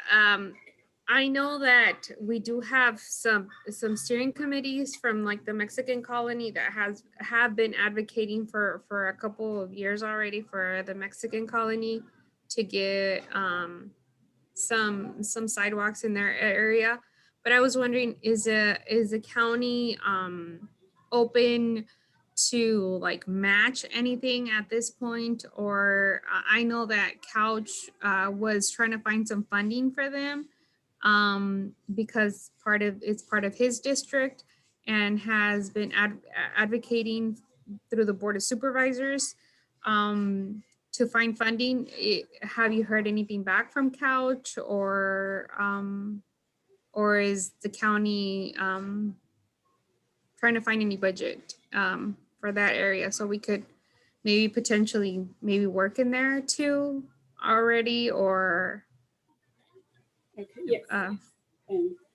Well, as you can imagine, the amount of improvements needed in the county exceeds the amount of funding available. Therefore, sidewalks are 100% grant funded at this point, because it takes a lot of staff time to prepare and to concentrate on these areas. And we're always looking for the most competitive locations to improve safety of the road network. And we are very familiar with Supervisor Couch and the areas that he wants to improve. The challenge is that for the Mexican colony, there's no, and since we are 100% grant funded for these types of projects, we have to go by what the grant requirements are. And they usually want something that's high collision, high safety. And we know we have the disadvantaged status out there, but this just wouldn't be competitive for a lot of different grant projects. And we are more than happy to scope and see what we can get done. The problem is we're willing to put in a match amount for the project, but we don't have millions of dollars that it would take to improve all of this. So we're willing to do the match, but we need to find grant funds that will cover the construction portion, because the county already does the match for the design. We use our staff time to scope and all the design. None of that is grant reimbursable. That's the county pays for all of that portion. So the grant funds that we seek are for the construction portion of the project. And that's the challenge, that we have to find programs that will pay for more. And there's just very few out there. Okay, I'm gonna go ahead and interrupt. We've lost connection with the interpreting. That's why, what's her name? Annabelle is saying that she cannot hear him. So I'm gonna go ahead and try to have Amelia reconnect and see if we can hear her. Thanks, Marcel. Me pueden escuchar a mí, pero no escuchan a Emilia, Anabel? Correcto. El español no se está escuchando desde que empezó Yolanda Alcántara. Okay. Está mi computadora en español, pero no se escucha la interpretación. Yo también lo puse en el canal. Emilia, do you want to go ahead and call back in? Okay.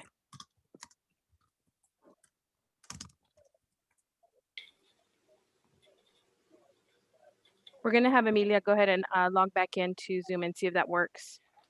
Okay.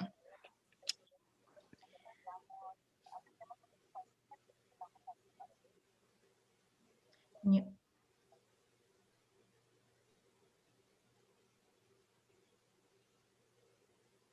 Thank you for your patience, everyone.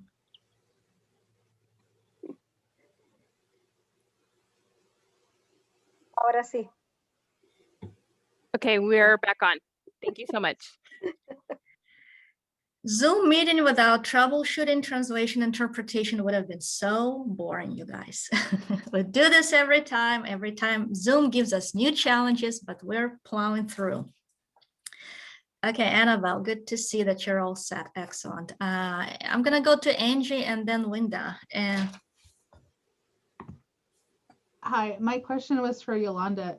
Speaking on all those, the cost for all those sidewalks and stuff, I didn't realize it was that expensive. One of my main question was, would the sidewalks come in before or after the sewer projects come in? Because I know I have heard that the South Shafter sewer projects are tentatively ready to go in 2022 or 23. So I was just wondering about that. Yes, I just got an update today from Adrian Nava, and he's the supervising engineer for that project. And he told me that they had to go back to the state and get a revision for the funding. They got additional funds, and their timeline is that the project must be constructed within 2023. Where they are at right now is that they're working on the road right of way for the sewer portion of the project, because every single homeowner has to give us a right of entry.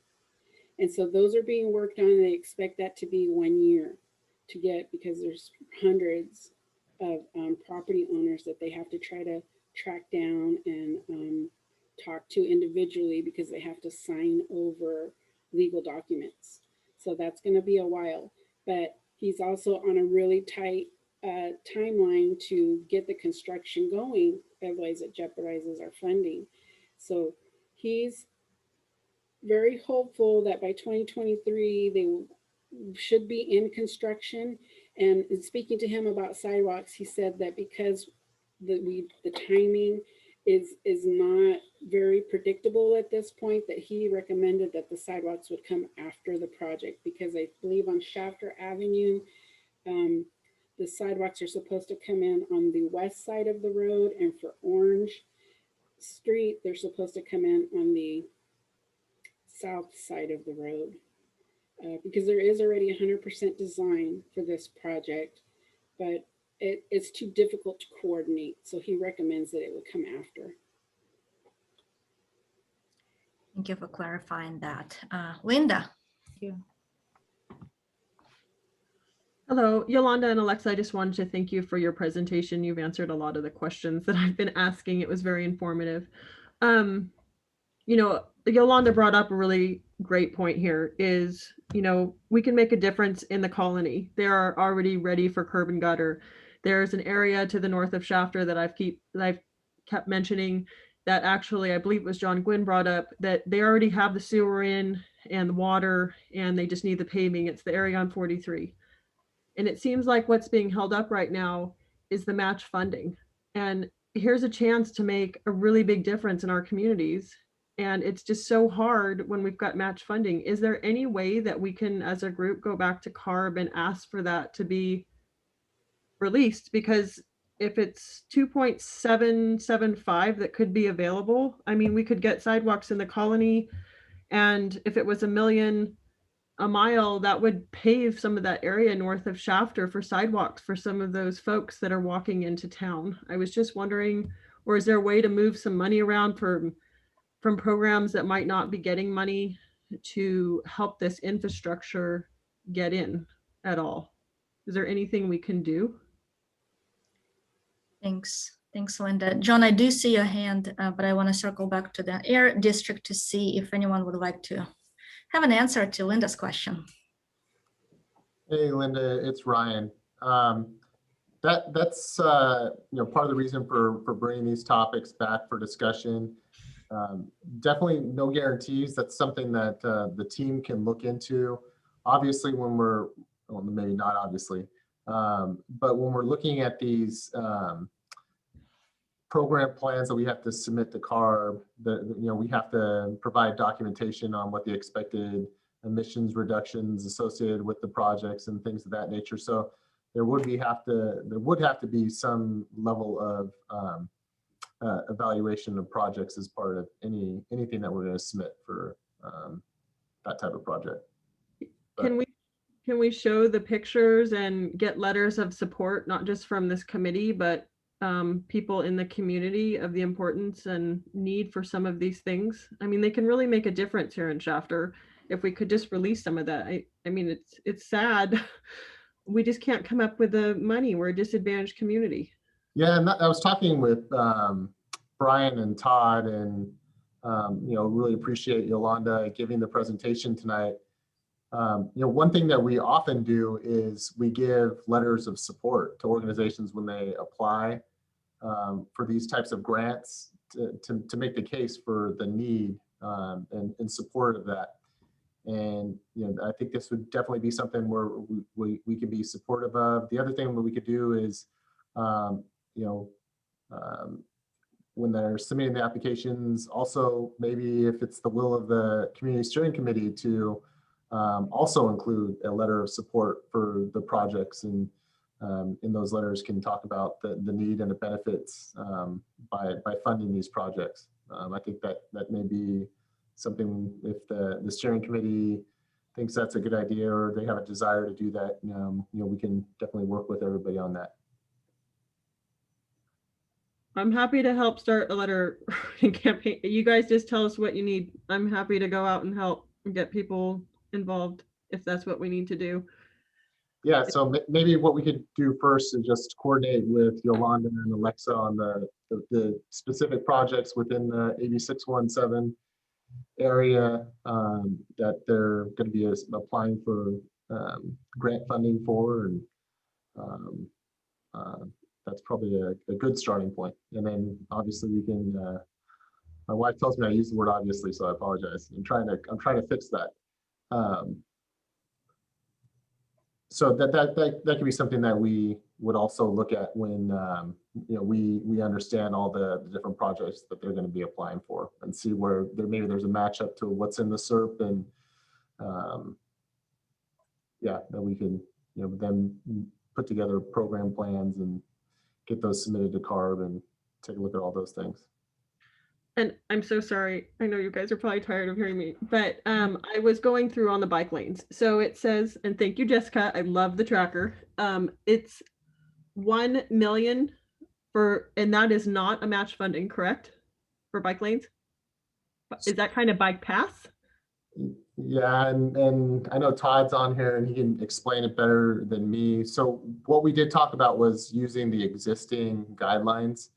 So we do have a bike infrastructure guidelines, and I know the measure itself said that there's up to $1 million, but per individual project, and Todd, this is where I'll kick it over to you to better explain that. Yeah, there is funding available for bike lane development.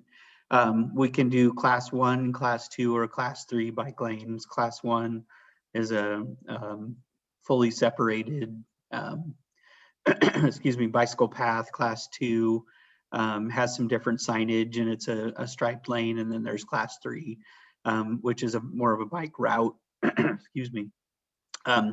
We do have up to $1 million available in the SERP for bike lane development projects. We do have, the district does have an existing bicycle infrastructure program, and as Ryan mentioned, we pointed to that in the SERP as sort of the basis for the guidance and the guidelines that we use for the program. There are cost effectiveness criteria associated with that. We do use the existing CMAQ calculation methodology to determine cost effectiveness, and without getting too much into the weeds, it takes into account the vehicle miles traveled of the adjacent roadways to calculate emission reduction. So you're taking a certain percentage of vehicle traffic and converting that to bicycle traffic, essentially, is kind of how the calculation works. So we would be able to look at, if there were specific areas where you wanted to propose bicycle lanes or bicycle paths, we could do that. And then, look at potential costs. We do have caps in terms of dollars, maximum dollars per project. But we could certainly look at all of those things if there were some proposals for specific areas for bike lane infrastructure. Okay, so I think I saw Philip on here with the Shafter Rec Center, and they're putting in a new facility. And so maybe at some time, maybe he could do a presentation or talk to you guys about the needs over there, because that would reduce, car travel and all those things. And it would be a safe way for the kids to get to all the activities. I don't know if Philip is on here, and I don't know, I'm so sorry, Philip, if I've embarrassed you by saying this, but it would be really great, because that's another thing for Shafter. Thanks, Linda. And I just wanna point out that John had our hand for a while and just want to honor our community co-host and to see if he can chime in and contribute to the conversation and everything has been discussed. And Philip, if you would like to respond, we're going to go back to you then. Thank you. John? Philip, I'm sorry. I would have yielded, but I was just wondering, Ryan, if ISR money might be used for some of these matches. There's a lot paid out of Shafter, and it would be nice for Shafter to benefit out of some of those funds for some of these things that are so badly needed and desired. So I guess after Philip, maybe Ryan can respond to that. I would have to defer once again to Todd. No, that would be something that we'd have to look at. I don't know if we've ever done any projects like that with ISR. I mean, I think there's some methodology and like emission reductions that have to be obtained through those projects that it may be harder to show with a paving project. That was definitely the nice thing about AB 617, that there is more latitude, more leeway with the funding there versus ISR, where we have a rule and there's methodology that has to show emission reductions and things of that nature. But I apologize, Philip, for jumping in. I appreciate you not shooting me down and being like, "What are you doing? Get out of here." No, you guys are okay. I appreciate it, Linda, that you did bring that up. I know that I have been discussing about bike paths and everything in that direction. And yeah, I know we are building a 42.2 acre parkway in between East Ash and Golds Avenue. And we have recently received some funding to be able to do that through the state. And but yeah, it would be really nice to be able to explain what we're doing over there and actually have support of AB 617 and the air district. I mean, as Linda did discuss, it does help with being able to ride our bikes. It's a small community. We would be able to be able to reach out and do that. So yeah, I would love to contact and stay in contact with you guys. I know this is my second meeting that I've been to, and unfortunately that our board meeting had changed to the second Monday, so obviously there was conflicting problems. But yes, I am a resident of Shafter, and yeah, I'm really glad to be on here and to listen and see everything that's going on. So yeah, but I would love to work with you guys and communicate on what's going on. And so yeah, just let me know what I need to do. Hey, Philip, this is Todd DeYoung with the Air District. Great to hear from you tonight, and nice to meet you virtually. I will drop my email and my contact information in the chat. We would love to talk to you about opportunities and see if we can come up with some really good projects that could kind of further both of the goals. So I'll drop my info in the chat. Definitely hit me up. Thank you, sir. Appreciate it. You got it. Well, I want to do a time check. We're at 6:45 and we have about 15 minutes left, and we would like to talk a little bit, have this open discussion about SERP strategies and process, which we're kind of doing with this agenda item, asking this additional questions, making this additional connections, circling back to Ryan's point, the next steps, even though, there are some challenges, but again, there's challenges, but there's also things are moving forward, and the next steps would be continue working with the county, identifying the projects in the area, projects that the county can apply for, and providing that support from the district for those potential applications. John, do you want to help me to close up this item on land use measures before we move on to the next one? Any final thoughts? Only that I appreciate the county and the city working together and the Air District. Look forward to seeing some results. Okay, great. And I do want to acknowledge some conversation in the chat and some comments from Guz about this being a community-driven process, and there's a nexus between sidewalks and lower PM pollution. I want to acknowledge comments from our Spanish-speaking participants in the chat that say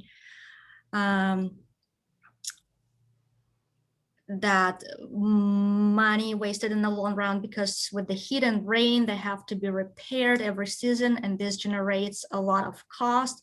So some of the costs with air pollution of materials used for our roads, if it's chemicals from these materials and air pollution. So thank you for that. Thank you for sharing your concern. All valid. Okay, let's keep moving along, and let's spend the remainder of the time to kind of have this open conversation and discussion about the SERP progress, the SERP tracker. For the Air District shared with you an updated version of SERP last time that incorporated all your concerns and suggestions, and it includes financial information, which is financial transparency is very important to this committee.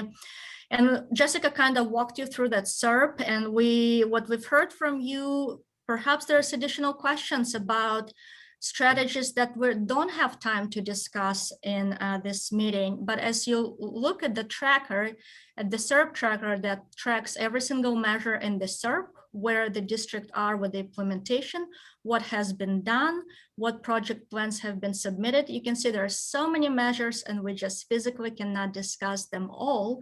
But just because we're not discussing them in this meeting, it doesn't mean they're not moving forward.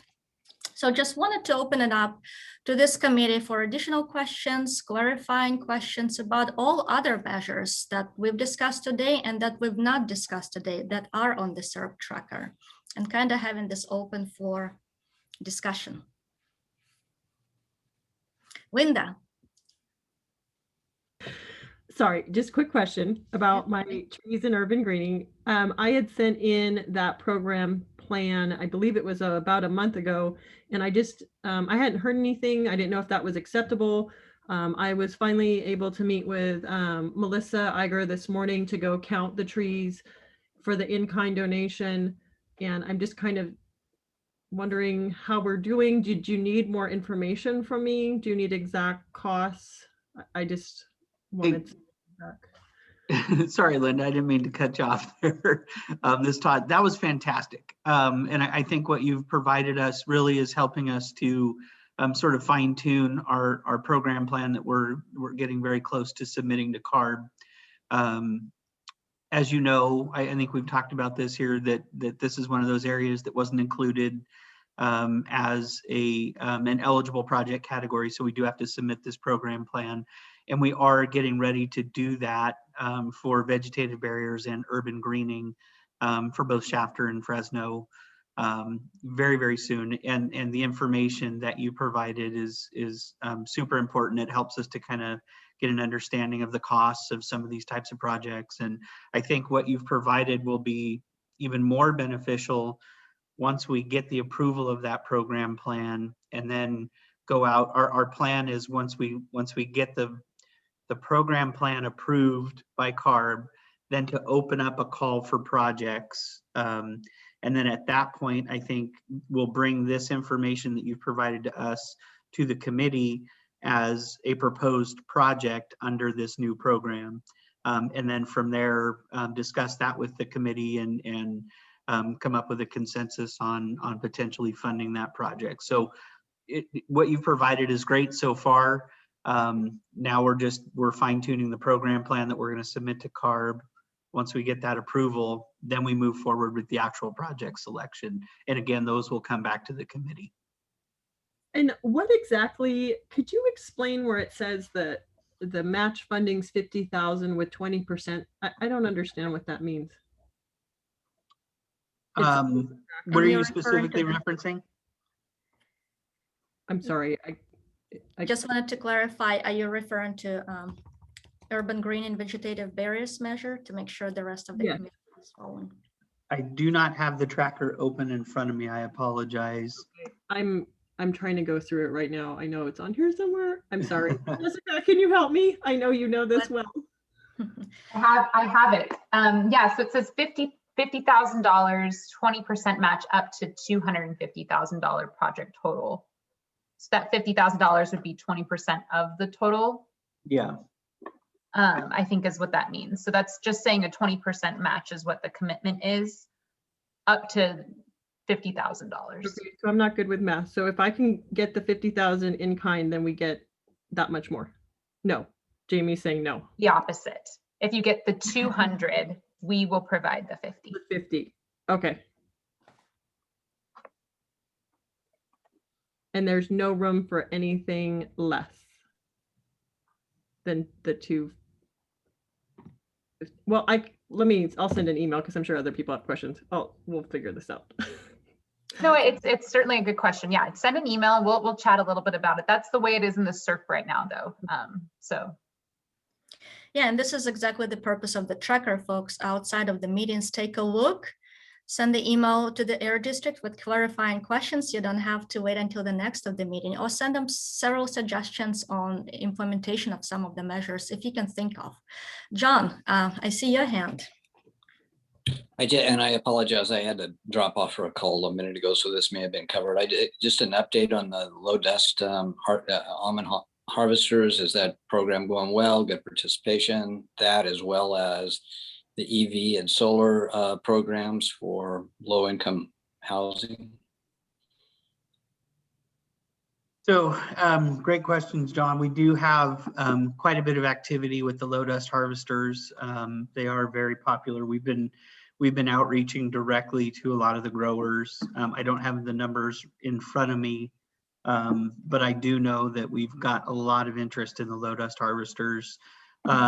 The car sharing and EV deployment is something that we're still working on. So we haven't really had an opportunity to roll anything out to the community or to the steering committee just yet on those. Those are things that are still in the works at this point. If I may, I mean, it does seem to me, especially the EV programs are going to be somewhat challenging.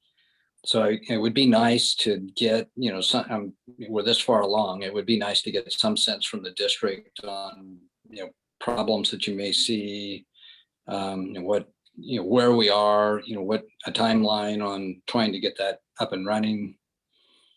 Yeah, no, you bring up really good points, and you're 100% correct. I think the EV program is going to be a challenge. We're exploring some opportunities, and what we're anticipating is very, very quickly convening a subcommittee of the steering committee to kind of assist us with some of the implementation issues that we may be running into with this type of program. How to roll these things out, how to choose, with a limited number of vehicles available, how to choose, who gets them. Is it first come, first serve? Is it need based? Other mechanisms and criteria, things like that. So we do anticipate bringing this back very soon to the committee and sort of diving into some of those potential issues that we're going to see. And now might be a good time for me to just pop in. Sorry to interrupt, but we are doing some outreach. You might see it depending on where you are, that we're doing outreach to a variety of ag-related publications in the southern region regarding the alternative nut harvester and the alt burn program. We also are doing in the Shafter Press some advertisements about the solar and weatherization program, the lawnmower program. We're going to be doing some social media outreach targeted to the Shafter community. And then we tentatively are planning an event, a Zoom event at the end of April that we are hoping, we're going to call it Friday Night Live, hoping to reach out to the community and have some fun prizes and have just an opportunity for them to show up on a Friday and learn about all the great programs we have where they can basically put money in their pocket if they're willing to do some of these things. Yeah, if I may, real quickly, I'm certain that the dust harvesters and most of the ag programs are going to be probably somewhat oversubscribed, and you'll have a lot of interest, and those programs are going to be, they're going to drive you more than you drive it probably, but the EV program is going to be a challenge. So, and it was particularly important to this committee. interested in getting on with it, I guess. Thanks. Thanks, John. It's noted. We have very specific question from Gus in the chat box about 37 new tractors. Hopefully Air District can get back to Gus. If not in this chat box, definitely as a follow-up.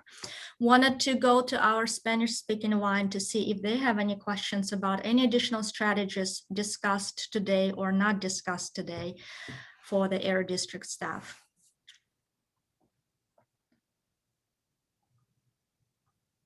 Annabelle, I see you clapping, but I wonder if that's you raising your hand. It might be Annabelle raising your hand. Estoy levantando la mano.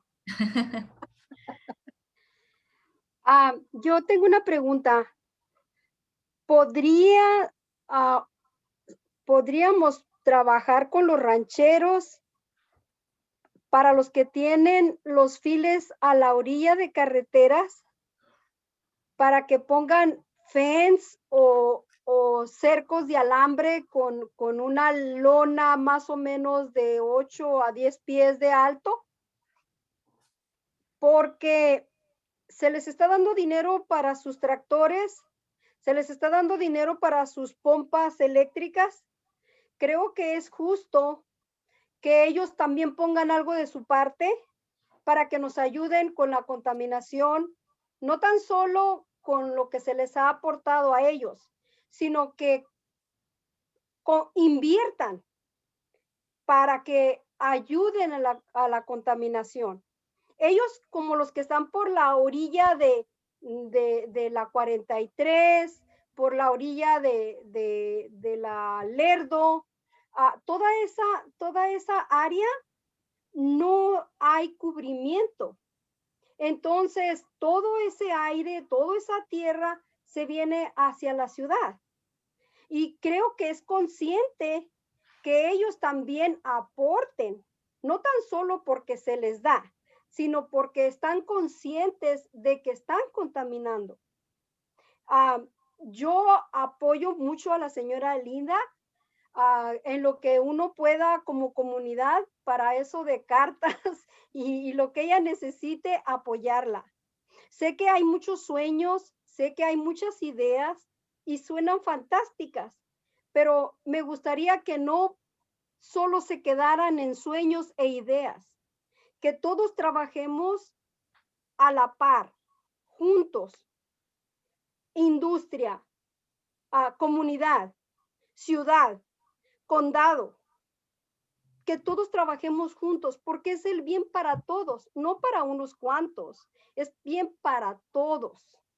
Gracias por escucharme y en lo que podamos aportar más, estamos a su disposición. Okay, gracias, Annabelle. Annabelle's comments are that she had a suggestion about maybe having farmers probably around the, she suggested two couple areas, those farmers that are along the 43 and along Lerdo. If there's a possibility for them to put up some type of fence that maybe has some sort of a tarp, that way they can, prevent some of the emissions that are from their harvesting or doing some of the crop stuff to mitigate the emissions coming from that. She fully supports Linda's comments, and if there's a way that she can submit a letter of support, she's willing to do that. But she also feels like, farmers and just everybody in the community needs to come together. It's better for the environment, for that community. So because these farmers are also getting monies from the various entities out there, they're receiving grants to get new equipment. Why is it that they cannot help and help us reduce the emissions coming off of their farming? Creo que agarré todo, Anabel, ¿verdad? Okay. Más o menos. Más o menos? Sí, pero She sí, just, go ahead. Sí, siga. sí dio más o menos a entender lo que yo quería expresar. Yeah, really, again, she wants, one of the other comments that I remembered right now is that she doesn't want it just to be dreams and ideas. She really wants this to come together and to, again, have better air quality for the residents of Shafter and the neighboring communities as well. Great. Thank you. Thank you, Annabelle. And my colleague Kim is sending you a heart sign. She's definitely relating to, no matter where we live, that's where we started today. We all want our communities to excel and our communities to be healthy. And to your comment, thank you for that specific suggestion. It's noted. Okay, we're 7:02. Let's go ahead and wrap up this meeting. Just want to pass it to John for wrap up and sending thank you to our community co-host and encouraging all of you, one of you, to be a community co-host next time. John, can you help me to do that recruitment with your wrap up? Sure.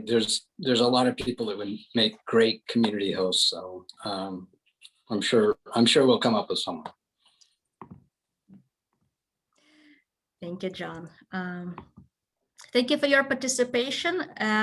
Let's open this up for public comments. If you are on the Zoom line, you're welcome to raise your blue hand. Or Heather, do we have any comments on Facebook?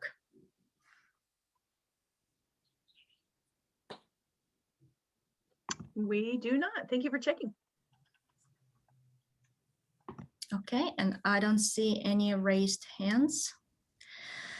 Excellent. Again, let's give John a virtual round of applause. Our next meeting is on April 12th. We're going to see you all in a month, but please don't wait the entire month. Check out the tracker, check out the progress on the rest of the measures that we don't have necessarily space and time to discuss at this monthly meetings. It doesn't mean they're not moving forward. It doesn't mean you cannot reach out to Area District and share your suggestions, questions, comments, and feedback. The tracker is for you to know what's happening at any given time. Oh, I do see one raised hand. It's probably our public comment from Laura. I want to honor her because I promised her we'll hear from her in the end of the meeting. Laura.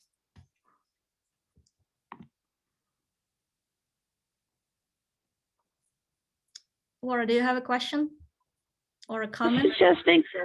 I was suggesting offering smaller swap coolers to keep just a room. They can move it to different rooms, so there'll be enough money for everybody.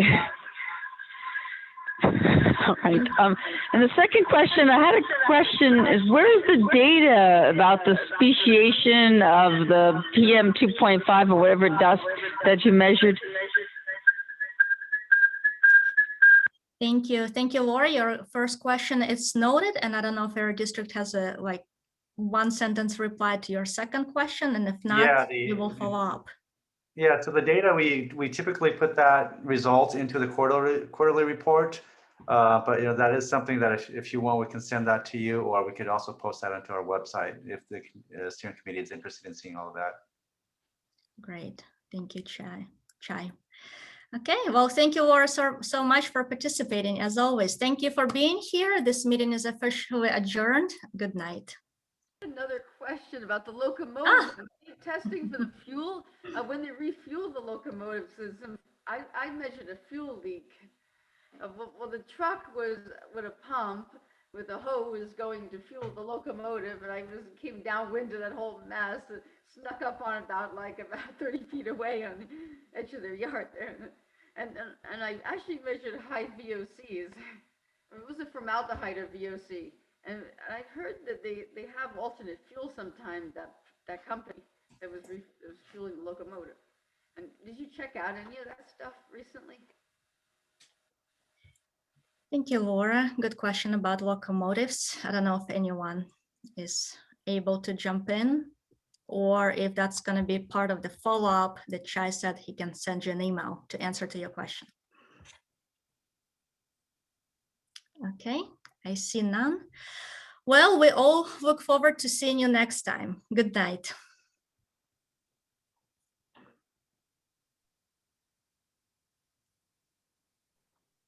Buenas noches. Buenas noches. Buenas noches a todos. Gracias. Muchas gracias. Thank Gracias. you. Another project we can go upwind and downwind of. There's fracking being done in Shafter, and we just have two of the same air monitors, one upwind and one downwind simultaneously, and see how much emissions we can measure. Because I heard how windy. I measured how windy days. I'm getting a lot more PM 2.5 than what these company is supposed to be emitting unless it's coming from the yard.